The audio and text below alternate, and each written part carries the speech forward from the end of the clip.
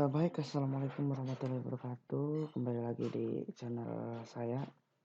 Kali ini di video kali ini saya akan memaparkan makalah tentang etika hak kekayaan intelektual. Langsung saja ke pembahasannya. Ada beberapa teori perlindungan hak kekayaan intelektual, yaitu reward, recovery, dan insentif dan teoris. Menurut reward itu atau penghargaan pencipta atau penemu yang menghasilkan ciptaan atau penemu harus dilindungi dan harus diberi penghargaan atas upaya yang menghasilkan penemuan atau ciptaan. Sedangkan menurut recovery, penciptaan atau penemu yang menghasilkan ciptaan atau penemuan dengan mengeluarkan tenaga, waktu dan biaya harus diberi kesempatan untuk meraih kembali apa yang telah ia keluarkan tersebut.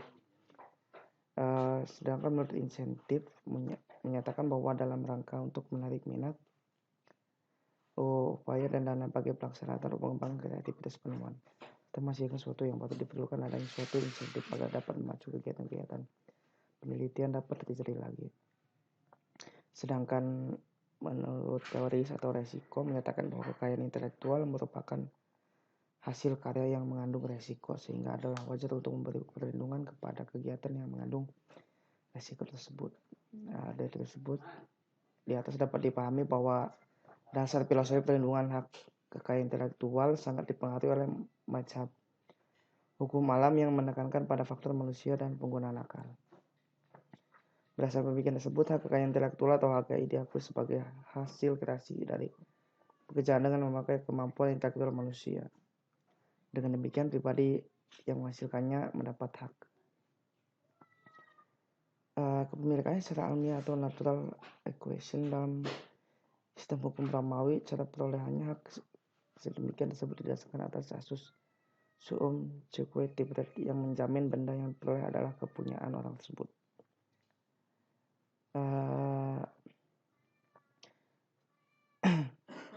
Sebagai suatu sistem hukum modern sesuai dengan pandangan HLA tentang konsep hukum atau konsep of law.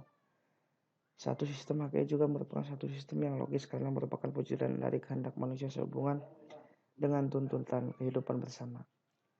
Dalam keadaan ini, sistem HKI merupakan sistem hukum positif yang dalam operasionalnya dan misalnya mempunyai 4 penunjang, yaitu Cita Sriwadya Trivanda, budaya hukum Indonesia menghadapi globalisasi, terus adanya aspek perintah, mengandung aspek kewajiban dan norma yang diperlakukan, adanya aspek sanksi tertentu yang bersifat memaksa, dan punya aspek kedaulatan yang dan dalam keberadaannya. Jenis-jenis hak kekayaan intelektual secara hukum mencakup 2 bagian, yaitu hak cipta atau copyright dan 2 hak kekayaan industri atau industrial copyright yang mencakup hak paten dan hak merek. Yang ketiga, desain industri atau industrial design, desain tata sirkuit terpadu, rahasia dagang, indikasi geografis, perlindungan varietas tanaman atau PPT. Dari jenis hak tersebut, hanya PPT yang terjadi di bawah pengolahan kepemerintahan Pertanian Republik Indonesia. Sedangkan jenis hak yang lain dikelola yang oleh Ditjen Kekayaan Intelektual, kemudian Hukum dan HAM Republik Indonesia. Dari berbagai jenis hukum kekayaan intelektual tersebut, saat ini Indonesia baru memiliki 7 buah undang-undang. Di antaranya bisa dibahas sebagai berikut ya. Dan secara umum pengertian dari ruang lingkup jenis tersebut adalah sebagai berikut. Yang pertama itu hak paten adalah hak eksklusif yang diberikan oleh negara kepada inventor atau hasil investasi di bidang teknologi, yaitu untuk selama waktu tertentu melaksanakan sendiri investasi tersebut atau memberikan persetujuan kepada pihak lain untuk melaksanakannya. Yang kedua, merek atau suatu tanda yang merupakan gambar nama, huruf, kata, angka, susunan warna atau kombinasi khusus tersebut yang memiliki daya pembedaan yang digunakan kegiatan pedagang barang dan jasa. Yang ketiga itu desain industri, suatu kreasi tentang bentuk, konfigurasi, komposisi garis atau warna, atau garis dan warna, atau gabungan daripada yang berbentuk 3 dimensi atau 2 dimensi yang memberikan kesan estetis dan dapat diwujudkan dalam pola 3 dimensi atau 2 dimensi terdapat dipakai untuk menghasilkan suatu produk barang, komoditas industri atau kerajinan batangan. Hak desain industri adalah hak eksklusif yang diberikan oleh negara Republik Indonesia kepada pendesain atas dari kreasinya yang selama waktu tertentu melaksanakan sendiri atau memberikan persetujuannya kepada pihak lain untuk melaksanakan hal tersebut.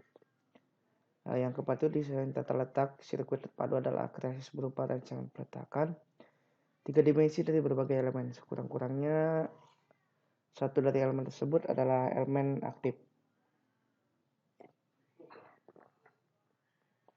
Serta sebagian atau semua interkoneksi dalam suatu sirkuit terpadu. Dan peletakan 3 dimensi tersebut dimaksudkan untuk persiapan pembuatan sirkuit terpadu.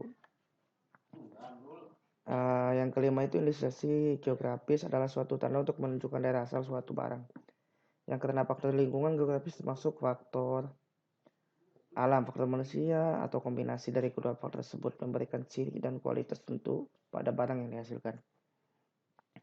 Yang keenam itu rahasia dagang atau informasi yang tidak diketahui oleh umum di bidang teknologi dan bisnis. Mempunyai nilai ekonomi karena berguna untuk dalam kegiatan metode usaha dijaga rahasianya oleh pemilik rahasia dagang. Itu meliputi metode produksi, metode pengolahan data, metode penjualan atau informasi lain di bidang teknologi dan bisnis yang memiliki nilai ekonomi dan tidak diketahui oleh masyarakat umum. Yang ketujuh, perlindungan varietas tanaman yang tadi yang hanya dikelola oleh badan pertaniannya. Adalah perlindungan khusus yang diberikan negara dan dalam hal ini diwakili pemerintah dan pelaksanaan dilakukan oleh kantor perlindungan varietas tanaman terhadap varietas tanaman yang dihasilkan oleh pemulia tanaman melalui kegiatan pemuliaan tanaman. Yang ke-8 itu hak cipta adalah hak eksklusif pencipta yang timbul secara otomatis berdasarkan prinsip deklaratif setelah suatu syarat dalam bentuk nyata tanpa mengenai pembatasan sesuai dengan ketentuan peraturan perundang-undangan. Sejarah perkembangan hukum kekayaan intelektual dalam peradaban manusia, perkembangan konsep hak merupakan perjalanan yang relatif panjang. Ia tumbuh dan berkembang secara peradaban manusia itu sendiri, sehingga masalah hak sudah merupakan masalah sehari-hari dan ada di hampir segala aspek kehidupan manusia, mulai dari pulpen, peralatan dapur, kendaraan, televisi, jamu sampai roket dan internet. Berdasarkan sejarah teks undang-undang hak tertua adalah Undang-Undang Paten Venesia tahun 1474. Menurut Kamil Idris, terciptasi maka yang sistematis diilhami oleh invensi mesin ketik dan penciptakan oleh Johannes Gutenberg pada tahun 1440. Kemudian pada sekitar tahun 1516 terciptalah Undang-Undang Hak Cipta pertama di Venesia, Italia, yang menjamin monopoli untuk mencetak selama 5 tahun. Pada tahun 1586, Raja Richard III dari Inggris memberlakukan Decreta Star Chamber yang menentukan bahwa setiap buku memerlukan izin dan siapa orang yang mencetak tanpa izin.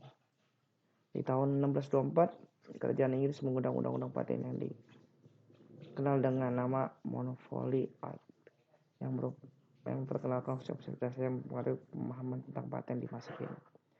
Sedangkan di Prancis dimulai dengan diberlakukannya ordinasi atau peraturan yang melindungi desain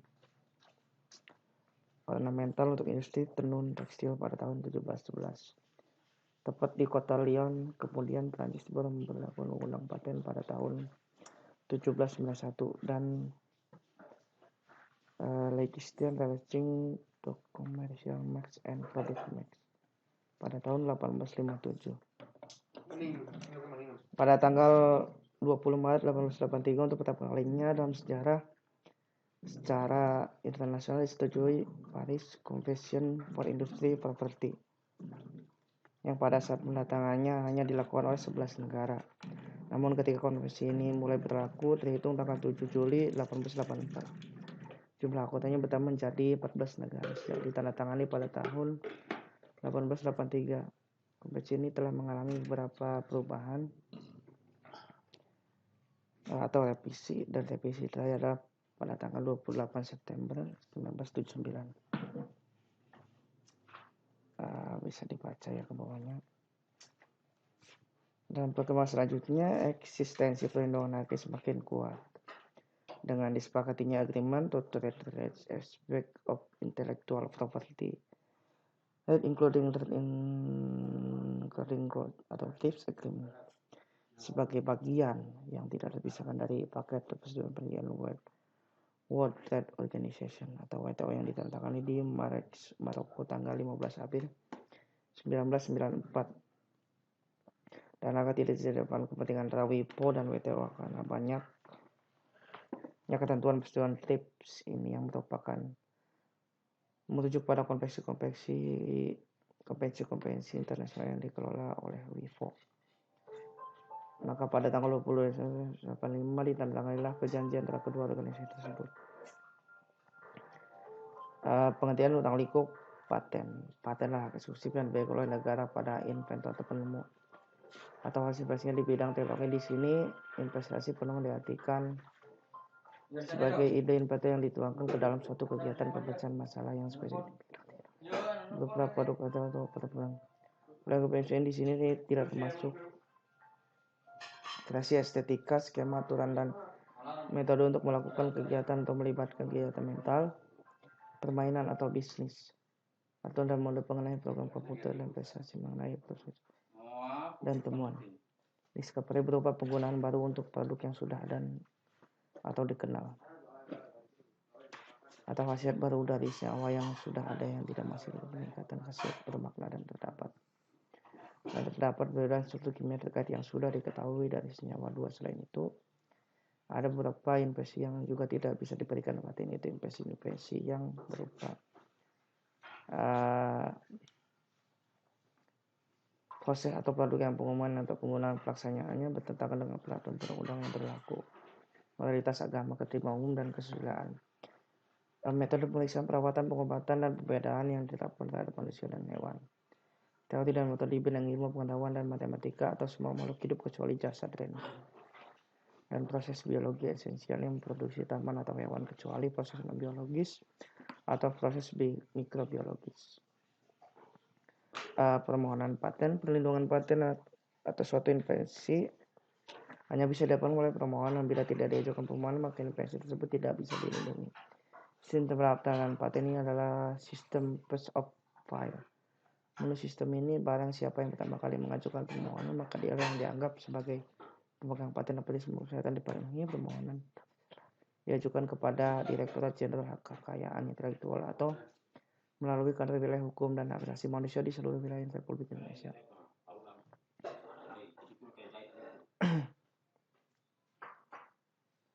Yang ketiga itu patentabilitas atau syarat substantif yang harus dipenuhi oleh suatu invensi untuk pengguna paten, yaitu diantaranya kebaruan atau novelty,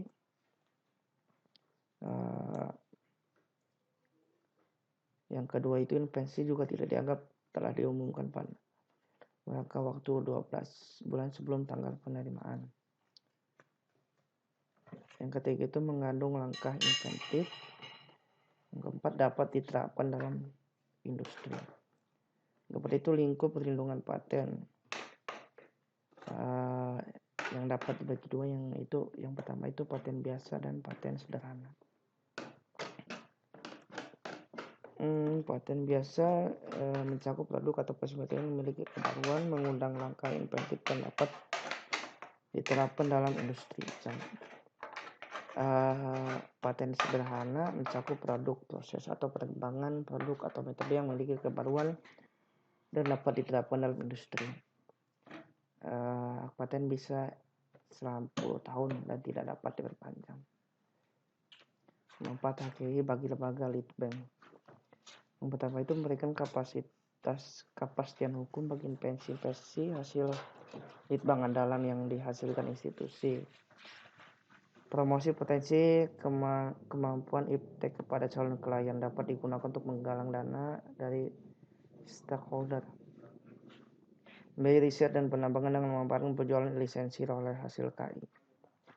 Yang kedua, mendorong invensi dan peneliti untuk melakukan penelitian yang menghasilkan nilai tambah tinggi.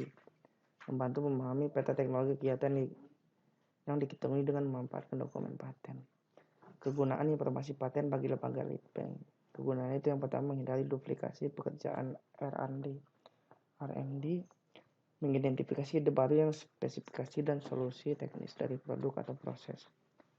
Yang ketiga, mengidentifikasi state of the art pada bidang teknologi yang spesifik agar up to date Yang pertama yang terakhir. Yang keempat itu mengkaji dan mengevaluasi teknologi yang seperti mengidentifikasi calon sensor.